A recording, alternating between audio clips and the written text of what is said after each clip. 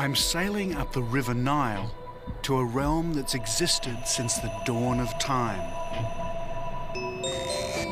A place ruled by pharaohs, black pharaohs.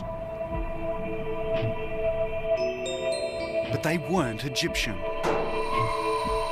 This is a forgotten African civilization which, like the Egyptians to the north, built temples and pyramids that would last 5,000 years.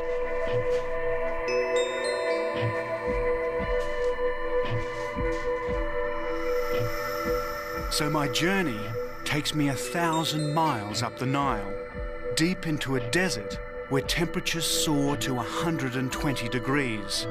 And here I come face to face with the black pharaohs of Africa.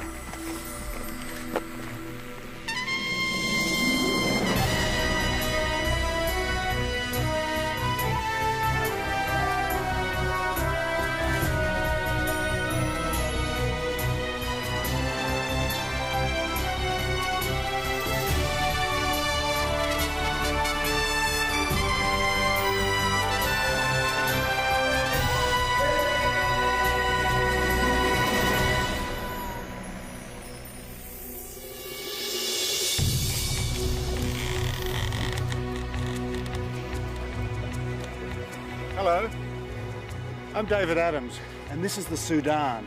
I'm about 2.5 days sailing south of the Egyptian border into what they call the Hidden Quarter.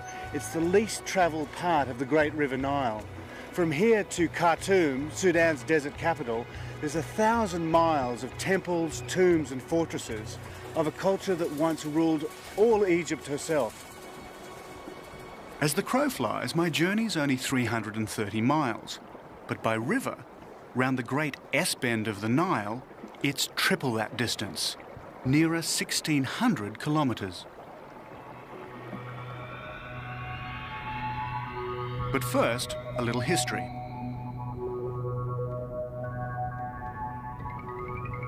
Nearly 3,000 years ago, in the 8th century BC, Shabaka, king of Nubia, conquered Egypt. His dynasty was to rule the Egyptian Empire for over a century, the 25th Nubian dynasty.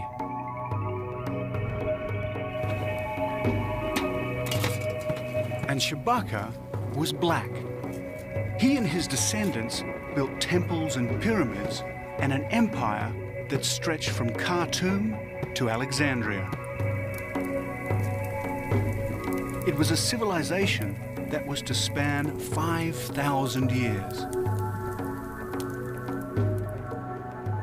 So to go back to the roots of this ancient African empire, I'm sailing up the Nile in the most traditional of ways. My crew is Nubian, direct descendants of those who fought for the Black Pharaohs. And I'm sailing on a felucca, a boat little changed in 3,000 years, ideally suited to what's a very user-friendly river. And what makes the Nile really navigable is that the flow goes one way towards Egypt and Alexandria, and the north wind goes the other towards Khartoum. So boats like this can navigate up and down the Nile at will. The Nile is Sudan's lifeline. 60% of its waters rise in the Ethiopian highlands and flood down the Blue Nile to bring nourishment to its fertile banks. But it's a very thin lifeline, a green strip extending only as far as the Nile waters can reach. Barely a mile from its banks are the scorching sands of the Nubian desert.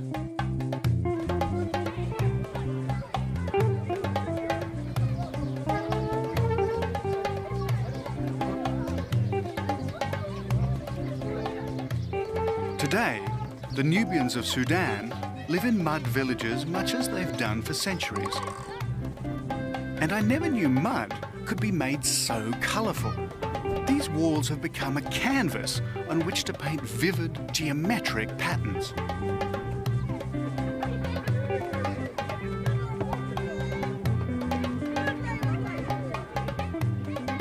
Again, I'm going back in time. These villagers' ancestors would have once lived under the rule of the Black Pharaohs. Provided they paid their tribute and worshipped the ancient god Amun-Ra, the pharaohs would have been benevolent. If they'd defaulted, they would have incurred the pharaoh's wrath. Today, the villages are Islamic, and in true Islamic style, they extend a welcome to all strangers. They really are incredible, these buildings. You'd think you were in Mexico with all the painted adobe houses there, instead of right in the middle of the Sudan.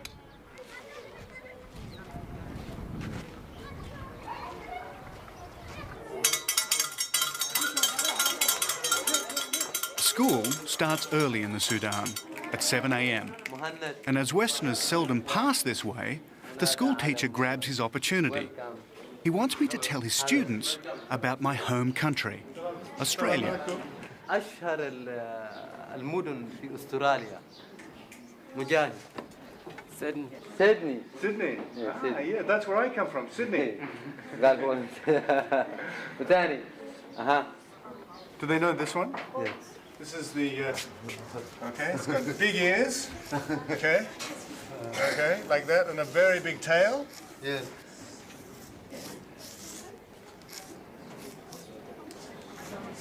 They know this one? What's this one? Kangaroo. Yeah. Kangaroo. Yeah, matches. You know this one? Boxes. Yeah. Yeah? Kangaroo. Like this. I wonder what would happen if I asked Western children to name an animal in the Sudan. I'd be even more amazed if they knew where it was. Thank you very much. Thank you, It was very good. But Very good I to must see be you on my both. way. Goodbye. Thank you. Ciao. It all seems so calm and peaceful here. But just across the river is an old fort. It stands as a stark reminder of rival imperial ambitions that have so often disrupted the peace of this great river.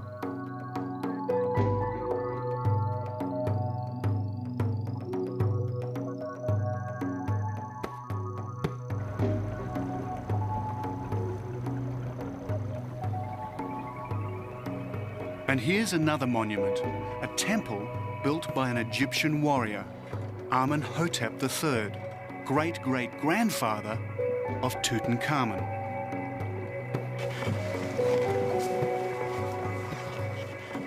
It was built 4,000 years ago, and it predates King Solomon, Babylon, and the temples of classical Greece. It was from temples like these that the Black Pharaohs drew their inspiration and founded their ancient African civilization.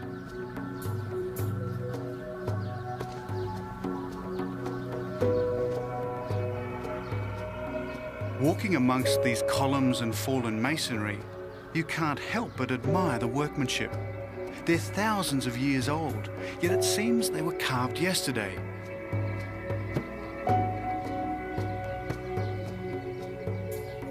And where are the tourists?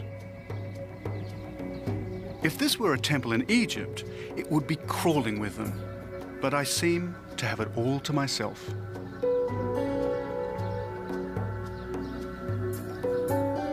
In Amenhotep's day, this was an imperial outpost marking what was to him the ends of the earth.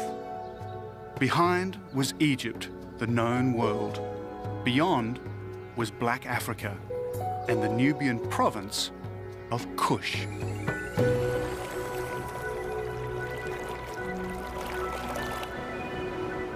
And I've also reached a natural barrier, the Third Cataract.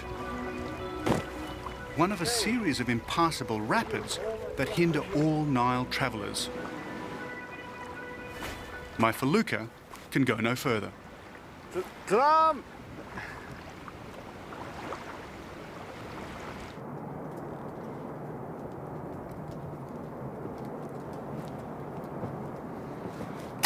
And as if to rub in the point, on the cliff high above the cataract, there is an old inscription warning of danger ahead. This was the original border between ancient Egypt and the Nubian province of Kush. Tomorrow, I join the trail of another warrior whose imperial ambition ran headlong into that of another would-be African pharaoh. I'm about to enter the land of Kush.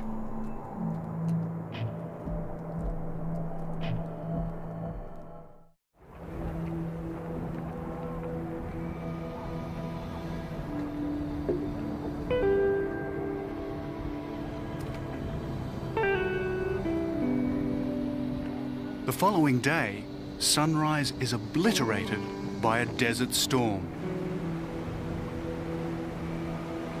Minute grains of sand and dust get in your eyes and up your nostrils.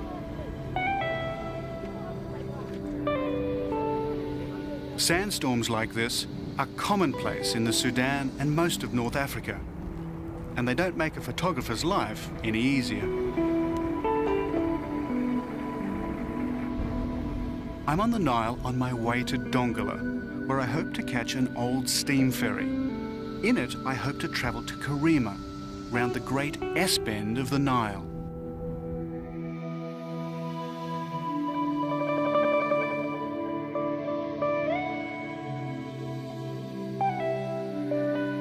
I'm on another felucca, dwarfed by this mighty river. And it was past this very spot, nearly 3,000 years ago, that the Black Pharaohs launched their invasion north.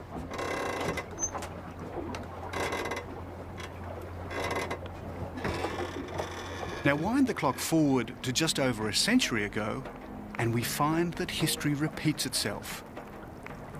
In 1896, a conquering army also sailed past this very spot, but this one was heading south.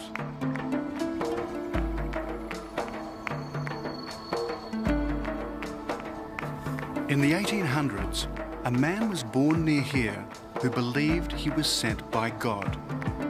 He was a sort of Islamic messiah known as the Mahdi. He too had visions of a black African empire, this time an Islamic one. Today, his followers still whip themselves into a frenzy in his memory. They're called dervishes.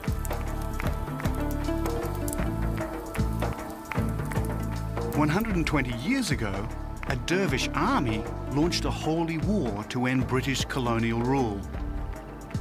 They killed the British commander, General Gordon, at Khartoum. It was 10 years before his death would be avenged. And when vengeance came, it came in the form of this man, Lord Kitchener, later to become one of Britain's most outstanding generals. Kitchener was determined to destroy the dervish army.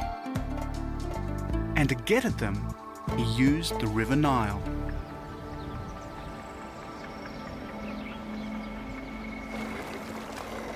The next morning, we arrive in Dongola. Dongola. Ah, Dongola. Fantastic. And it was near Dongola, in 1896, that Kitchener's army first came under fire from the dervish forces. He quickly defeated them with superior firepower. Are these the ferry boats? Do they stay for Karima? لا لا شام. It's finished. لا لا لا خسران أيوة. Well, there's my Nile ferry. Thanks to irrigation and droughts upstream, the river level is low. The result is that these once magnificent old boats have been left to rust in the mud. So my plan to travel under steam, like Lord Kitchener, won't work.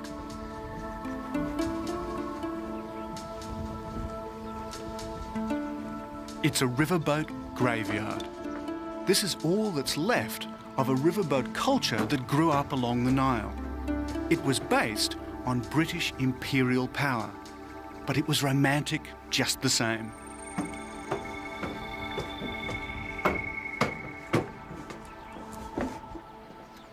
Imagine what it would have been like living on these riverboats for days on end. Really like Agatha Christie in Death on the Nile. First-class passengers would have been reclining in these lovely little cabins, drinking their gin and tonics, while the Sudanese all rode down below.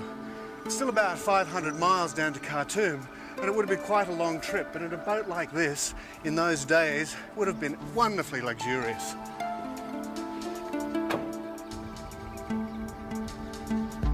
The Battle of Dongola was Kitchener's first success.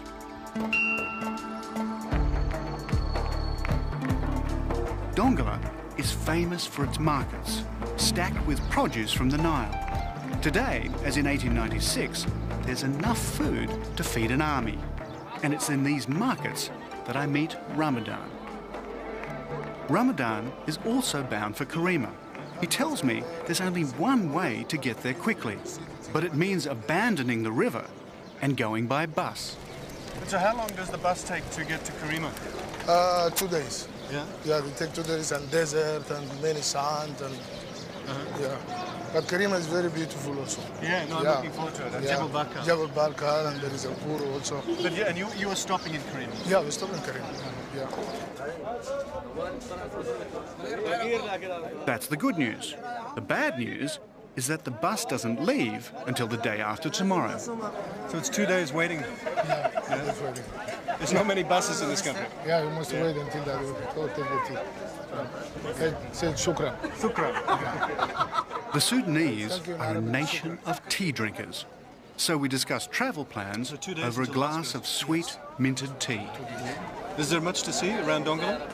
No. Dongola is also famous for its cooking. Perhaps I can relax and enjoy some Sudanese cuisine. But Ramadan suggests another form of cooking. You may think that being buried 30 kilometres out in the desert is some sort of Sudanese torture. Actually, it's something that a lot of people travel a long way to do, because this sand has incredible properties, and anybody with rheumatism who gets buried here for an hour or two walks away with almost no pain. Well, for me, because I don't have rheumatism, this is actually like a hot sauna.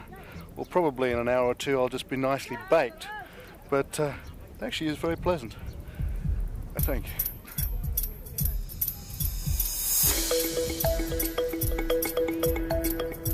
Ramadan, could you grab my hat? I'm going to fry out here. Thanks, mate. Now, how long do I have to stay out here? What do you want? 2 hours, 3 hours? No problem. I think I'll be cooked like a turkey.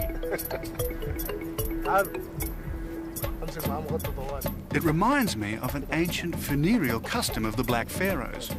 When a pharaoh died, he expected all his wives, courtiers, guards and palace staff to be buried with him, alive.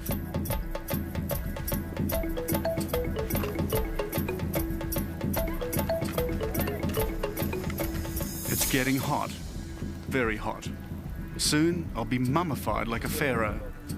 They put a cover over me as the sun rises higher and higher in the desert sky.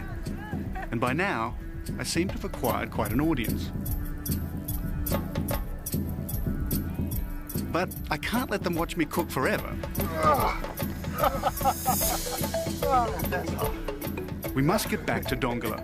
We've got a bus to catch. It's a 200-mile journey, which means a 12-day camel ride with a caravan. I'm very glad we've got a place on this bus.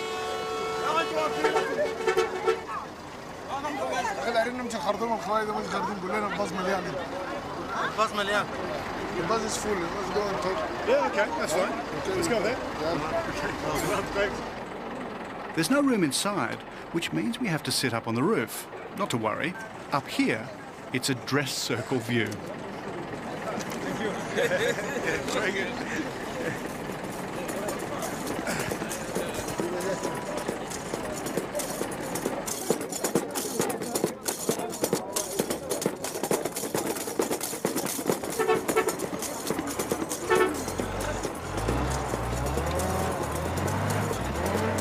African desert buses are very colourful, and I don't mean just their design. And you've got to love that horn.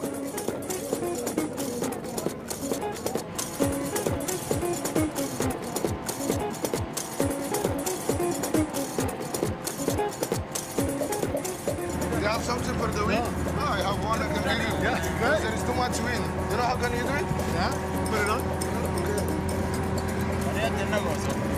Okay. To keep the dust out of my mouth and the sun off my head, Ramadan insists I wear an emma, a form of Sudanese turban. That's great.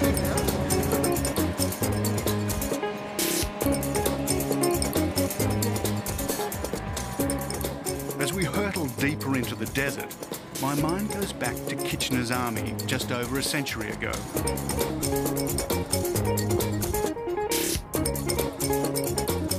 "25,000 men marching through this desert. I'm glad I was born in the age of motorized transport."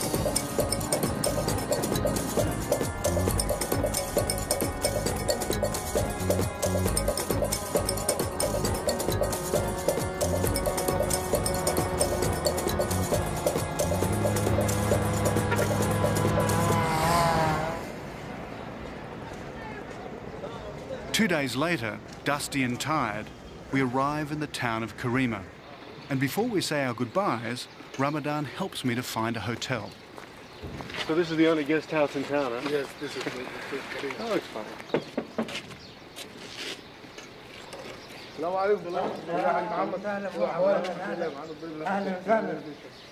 Okay, Thank you. David. See you. It was great having such a knowledgeable guide. Okay, thank you for you.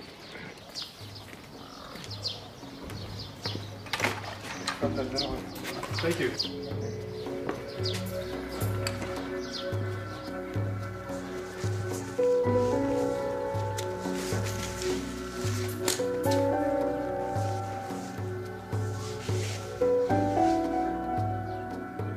And as I drift off to sleep, my mind goes back to Nubia and that ancient African empire.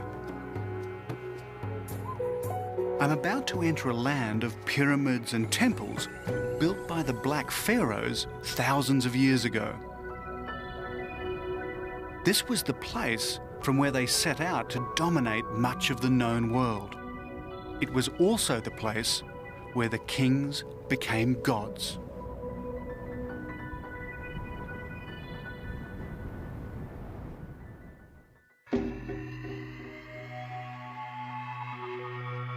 At first sight, Karima is just another North African desert town on the banks of the River Nile. But it was once an imperial city that used to rule the Sudan and Egypt far beyond.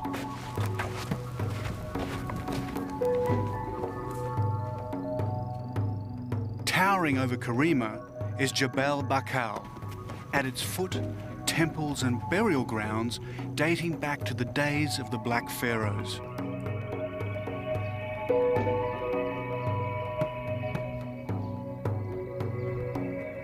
This was their sacred mountain. It was from here that they drew their royal power.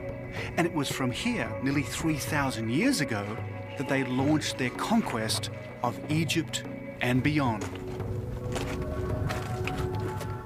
In ancient times, this was the center of a belief system that linked gods and kings.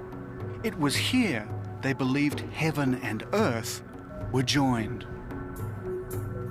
Well, this is the seat of the gods. This is where Amun-Ra, the great god of the Kush and the Egyptians, was worshipped. And from this pinnacle, there was a huge plaque of gold that shone out into the desert and declared to everybody that this was the center of Amun-Ra and the worship of their great god. And why wouldn't they think this place was sacred? It was the highest point in their firmament. From here, they could survey their capital, much of their kingdom, and its life-giving artery, the River Nile.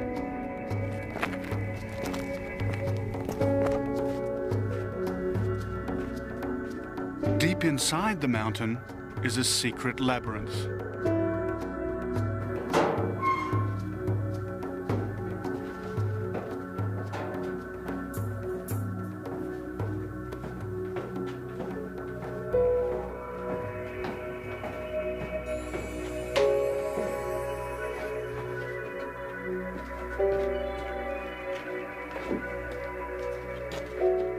On the walls are inscriptions that have survived nearly 3 millennia. their colours perfectly preserved in the dry desert air.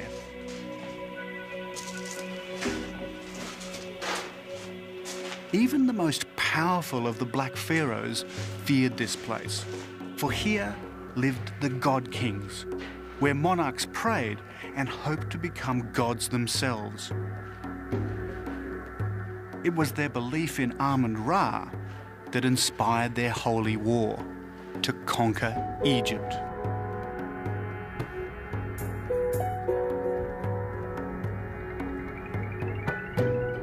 But now their gods have fallen, their temples are no longer sacred, and their kings are long forgotten.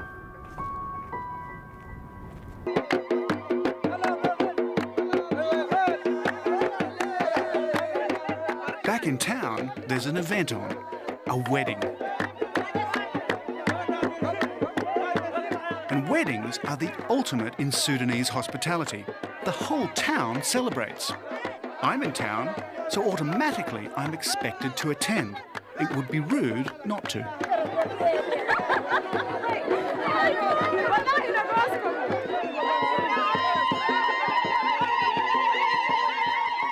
This is the bridegroom, and if he's looking a little bit apprehensive, there may be a good reason why. Most marriages in the Sudan are arranged, so it's quite possible he's never even set eyes on his future wife until today. Central to every marriage is the contract, normally drawn up after months and months of wrangling. So today's the day when the contract is supposed to be signed and the dowry paid. Well, the signing's almost finished, and after that, all the men are going to move out of here and join the women for what is only referred to as a festival.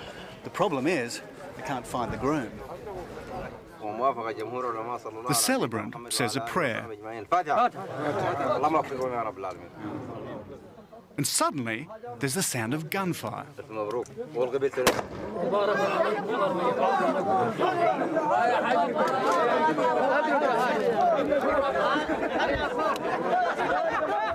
A shot is supposed to signal the end of prayers.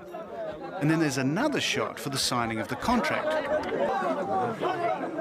That's if this guy can get his gun to work. And I wish he'd stop pointing the damn thing in my direction. I half wonder if this is the origin of the phrase shotgun wedding, but events have overtaken him.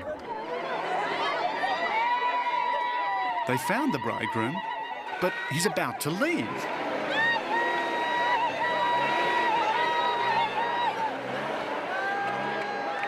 It looks like it's all over before it really began. Something about a family tiff, the drummer ran out. The families have divided, the groom's in one vehicle, the bride's in another, and they're disappearing. Apparently it happens all the time in Sudanese weddings. And it's time I was leaving too. I still want to visit the pyramids of the ancient kingdom of Kush. To do that, I must go further up the Nile and head into the desert. Fortunately, Lord Kitchener's army left behind a transport system to get there. Karima Station looks as if it were built for an English country town, but there's not much English spoken here. So for me, buying this ticket is a bit of a lottery. I'm not really sure where I've actually bought the ticket to. Could have been Port Sudan. It was very cheap. It was only about $10. So if I get to Khartoum, it'll be a very cost-effective journey. The line goes from Karima up the Nile Valley, then hopefully south to Khartoum. On the way, I'll stop near Merowe. But for the moment, I just need to get on this train. The first thing to realise about trains in Sudan is that they're very crowded. I thought I'd got here early, but obviously not quite early enough.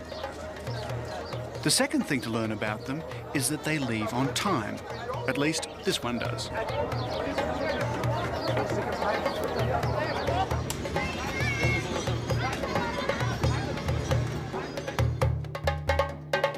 As we leave Karima, we travel through the thin green line, the narrow ribbon of fertility that owes its existence to the Nile.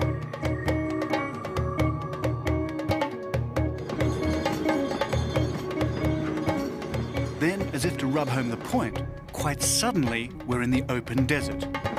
Next stop, well, I'm not too sure about that, but I'm told we're heading in the general direction of Khartoum.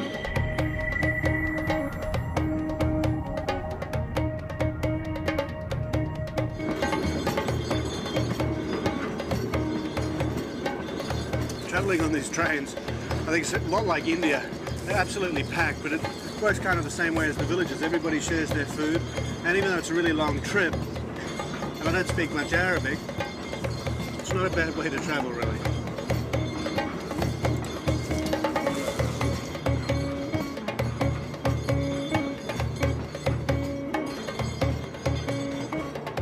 That's if you don't mind sitting on the floor, but I'm too tired to worry. Soon the lurching motion sends me to sleep as we head out across a sandy sea of nothingness.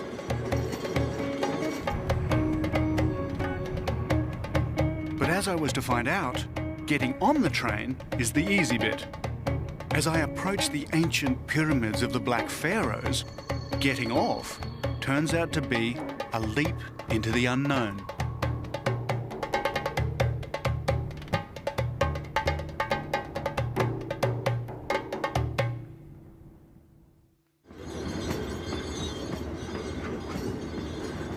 When the British Empire held sway over this part of Africa, one of its lasting legacies was the rail system it left behind.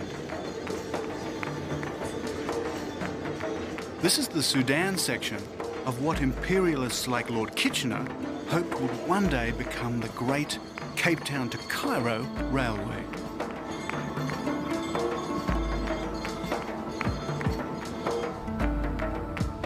I've now done some 500 miles of my journey as I head towards Khartoum, and I'm hoping to get off this train near the ancient pyramids of Meroe. But I see no station, and this train shows no sign of stopping or even slowing. It really only leaves me one option.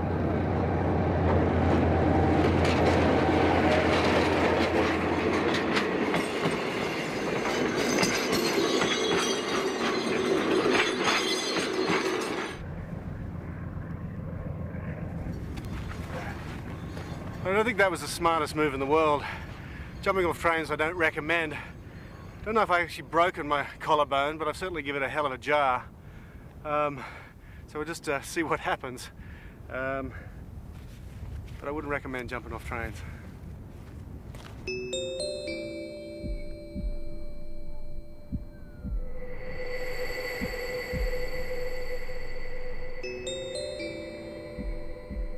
As the train disappears into a mirage, I head into the shimmering desert with a rather bruised shoulder.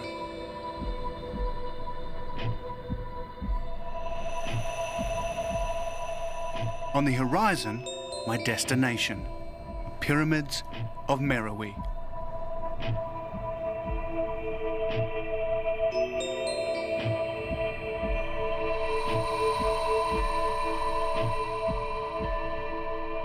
Nothing better illustrates the power of the River Nile than this wilderness.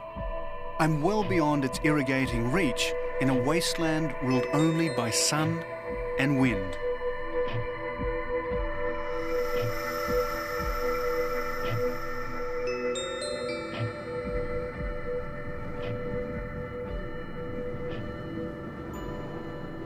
But even out here, you're never entirely alone.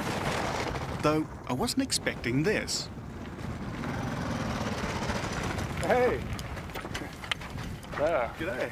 How are you doing? Good, man. I never expected to see anybody out here. Well, that's you the first traveller that I've seen north of Khartoum. Oh, really? Yeah. Where are you headed? Well, I'm heading north to Wadi Halfa. Try to catch a ferry there, cross Lake Nasser, go into Egypt. Wonderful. We would just come from that way. I've just actually come down on the Nile. Yeah. So where have you been? I mean, it looks like you've Well, been around the world. Yeah, it's actually a round the world trip. Started 1995 from Germany, and that's where I'm heading now. I'm on my way home. So how long till you get home? I don't know. It will probably be another 6 months.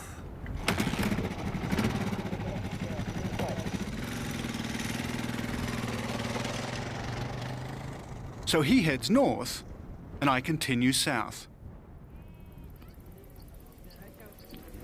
They call these the Forgotten Pyramids. Because of a Western obsession with Egypt, the Sudan is not on the tourist trail. So these pyramids are rarely seen by Westerners. And yet there are more pyramids here in the Sudan than there are in Egypt. And out here in the middle of nowhere, I guess this is the closest I'll get to hiring a taxi. Yes. Want to get a camel? Is okay?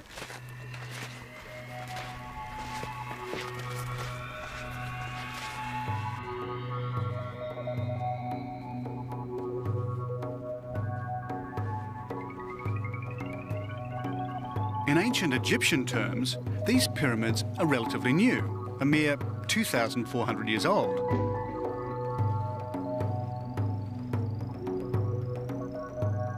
But in terms of Western discovery, they're even newer. They weren't seen at all by outsiders until the middle of the 19th century.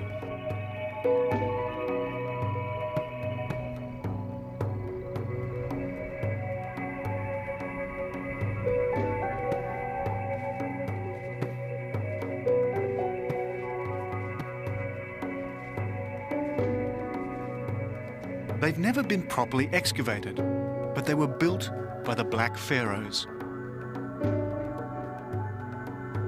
They're smaller and steeper than the better-known Egyptian pyramids, and like them, they've been vandalized by tomb raiders.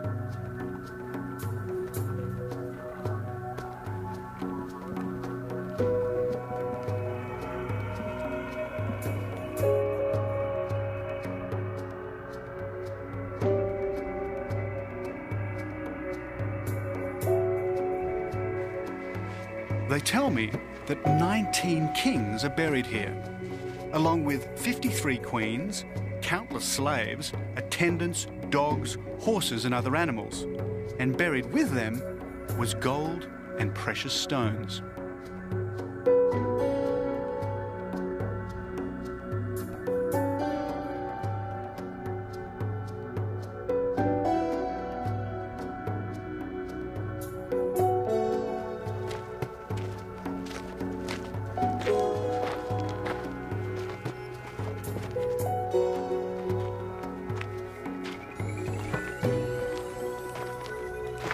Going to take some photos.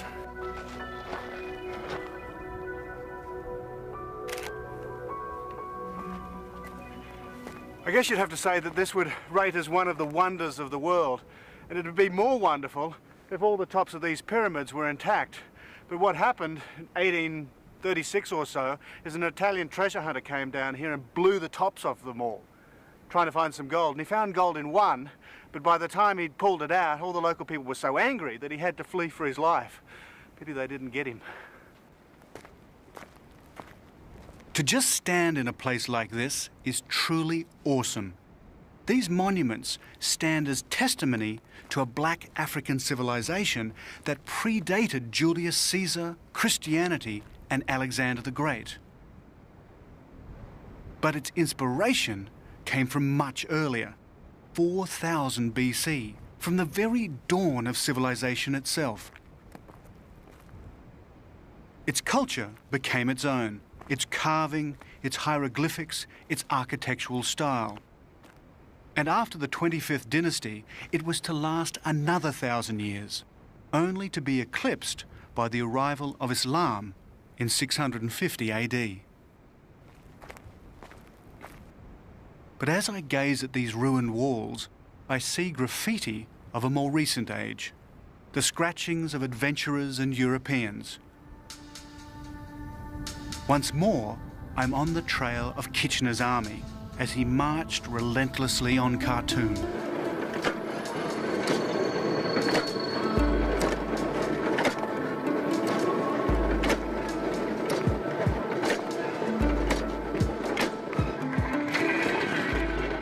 Almost a century ago, he built a military railway to supply his troops.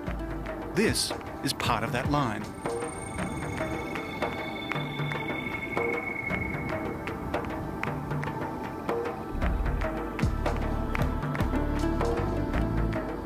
There's an old Sudanese saying, if if you see a train, catch it.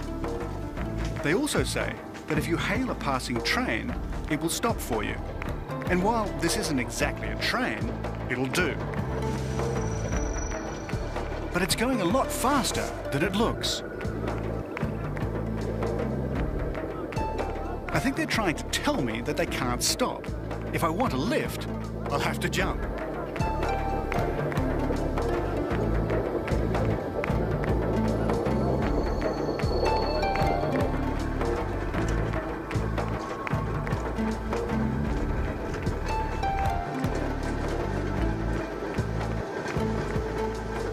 A great way to cruise into El Kadab. Here I'm told there's a real Nile steamer that can take me up to Khartoum. It's taken me nearly 3 weeks to get this far. It took Lord Kitchener 2 years, and it was from here that he prepared for the final showdown. Okay, thank you.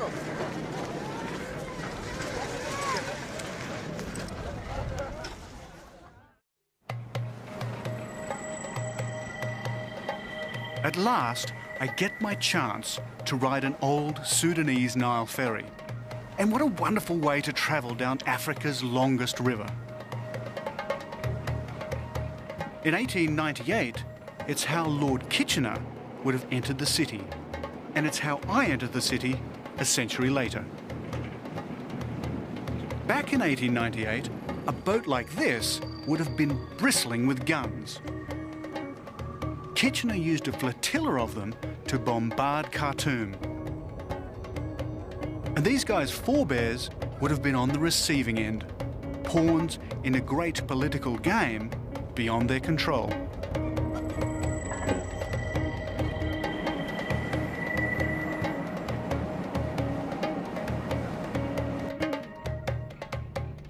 I've now completed nearly 1,000 miles of my Nile travels in the wake of Kitchener's army, and now I'm near journey's end.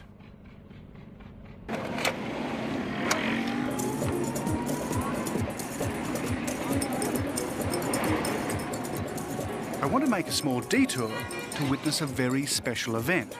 But first, my taxi driver has to fight his way through Khartoum's chaotic traffic.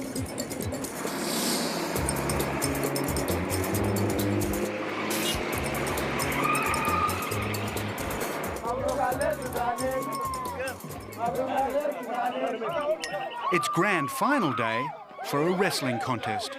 And as with all grand finals, the rival teams need their cheer squads.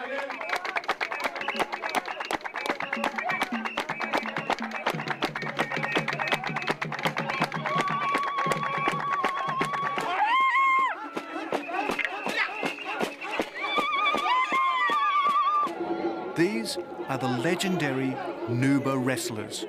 Not to be confused with Nubians, these proud fighters come from the Nuba Mountains south of Khartoum. And this is their traditional sport. The wrestlers cover themselves with ochre, and it's on.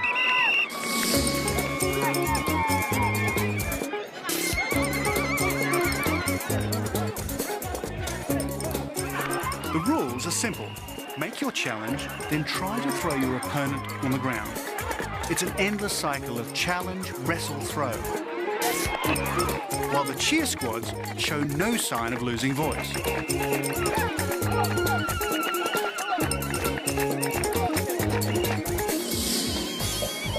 While the Sudan's strict Islamic code officially disapproves of wrestling, it was this fighting spirit which the Mahdi drew on when he tried to forge his North African Islamic empire.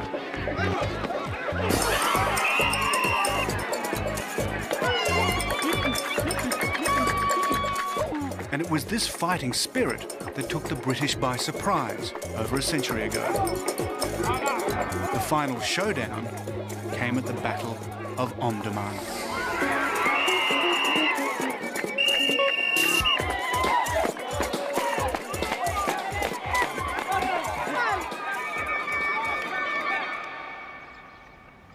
This is where the Dervish army dug in. And here they waited for the British and Egyptian troops to arrive. And when they did, it was a massacre. A medieval dervish army against Kitchener's modern war machine.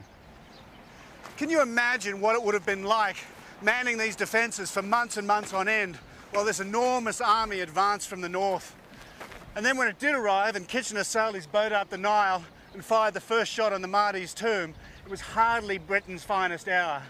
For 48 British dead, 25,000 martyrs lay dead or dying on this battlefield.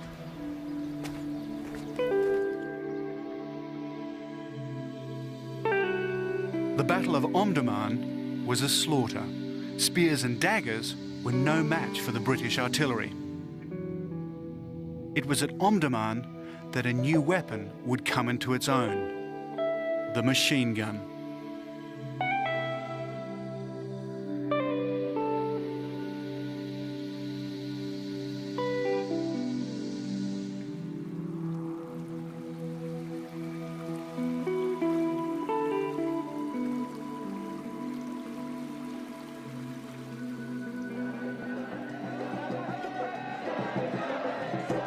So today, perhaps it's not surprising that the Sudanese, like the Black Pharaohs before them, would wish to control their own destiny, just as the Islamic Messiah, the Mahdi, had tried to do over a century ago.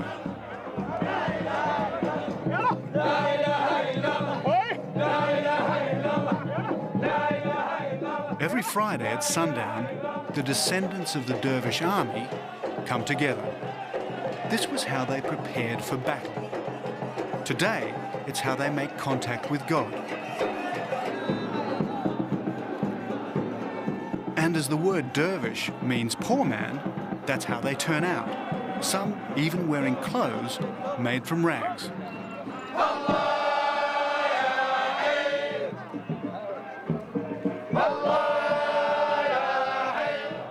For them, this is a transport of the soul, taking them beyond their ordinary lives and giving them a glimpse of the life in the hereafter.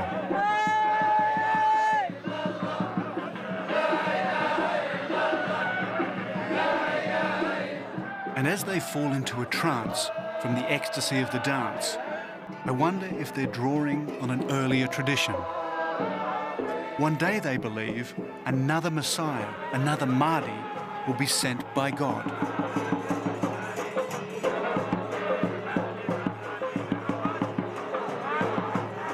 So why such an obsession with their self-determination? Maybe they look back to a time long ago, when under the mysterious Black Pharaohs, the Sudan briefly ruled an empire, which became the envy of the known world. Or maybe, after thousands of years of turmoil, they're sick of being pushed around.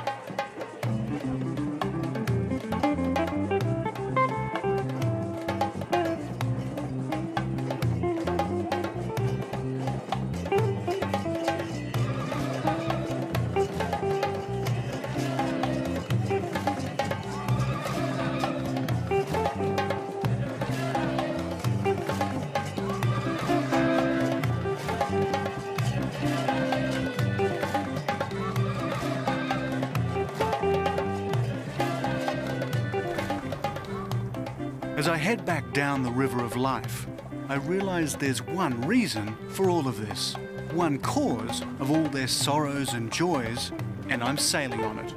It's the River Nile.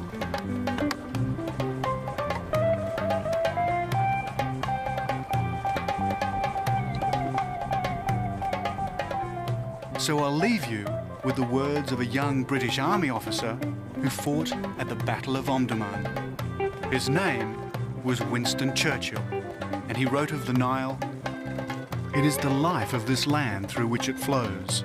Without the river, none would have started. Without it, none would have continued. Without it, none would have ever returned."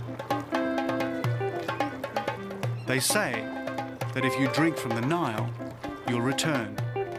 One day, I shall return on another of my journeys to the ends of the earth.